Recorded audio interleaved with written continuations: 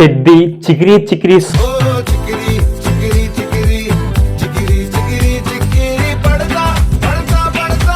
Song అయితే extraordinary లెవెల్లో ఇంత మంచి రెస్పాన్స్ వస్తుందని నేనైతే అస్సలు ఊహించలేదు భయ్. ఎందుకంటే కొత్త సాంగ్స్, న్యూ సాంగ్స్ జనాల్లోకి వెళ్తాయా లేదా అన్నట్టుగా ఒక కొత్తగా ట్రెండ్ అయితే సెట్ చేశారన్నమాట బుచ్చిబాబు గారు. అలాగే రామ్ చరణ్ ఉన్న ఆ గ్రేస్ తో అసలు డాన్స్, ఆ హుక్ స్టెప్స్ అయితే ఎక్స్ట్రాడినరీ లెవెల్లో మంచి మంచి మంచి పర్ఫార్మెన్స్ చేశాయన్నమాట. ఆ హుక్ స్టెప్ ఇప్పుడు బాగా ట్రెండ్ అవుతుంది అనమాట చిక్రీ చిక్రీ సాంగ్ లో అనేది. సో ఆ యొక్క లిరిక్ ఏదైతే వస్తుందో చిక్రీ చిక్రీ దాని మీద బ్యాట్ పట్టుకొని హుక్ స్టెప్ వేస్తాడు కదా, ఆ హుక్ స్టెప్ అనేది సో ఇప్పుడు ప్రాణం పోసింది అనమాట ఆ సాంగ్ కి. అలాగే వేలాది లక్షల్లో రీల్స్ అయితే చేస్తున్నారు.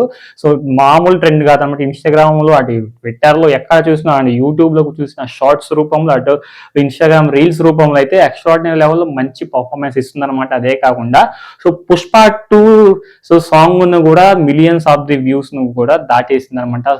ఏది చికిరి చికిరి సాంగ్ అయితే ఇలాంటి కళ, ఇలాంటి వ్యూస్ అసలు మామూలుగా అసలు ఊహించలేదన్నమాట.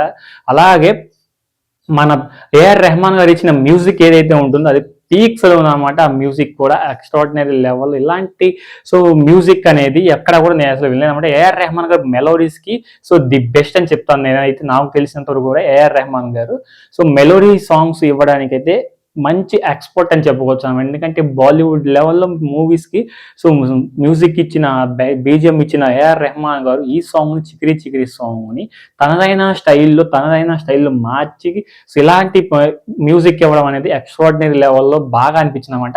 సో 46 మిలియన్ వ్యూస్ అయితే తెచ్చుకుంది ఇప్పటి వరకు కూడా. సో ఇంకా స్పీడ్ పెంచుతుంది అనమాట. ఇప్పుడు నేను వీడియో చేసి సో మళ్ళీ వీడియో అప్లోడ్ చేసేపాటికి ఒక 50 మిలియన్ దాటే ఉంటుంది. పుష్ప 2 ది రూల్ సాంగ్ ని చూసేకి సాంగ్ అనే దాన్ని మించిందనమాట ఫస్ట్ డేనే.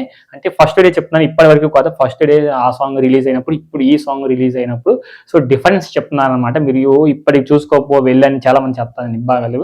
సో కామెంట్స్ చేస్తారనమాట వేరే వాళ్ళు కానీ, అల్లు అర్జున్ ఫ్యాన్స్ కాకుండా ఎవరైనా సో నెగిటివ్ స్ప్రెడ్ చేయడానికి చాలా ఎక్కువ చేస్తారనమాట. Anyway so Pushpa so the rule ని అయితే బ్రేక్ చేసింది అనమాట వ్యూస్ పరంగా. కానీ రామ్ చరణ్ గారు ఆ గ్రేస్ సో మామూలుగా ఎక్స్ట్రాడినరీ లెవెల్లో ఉన్నాయన్నమాట. కాకపోతే హీరోయిన్ ని బాగా సో గ్లామర్ గా చూపించారనమాట.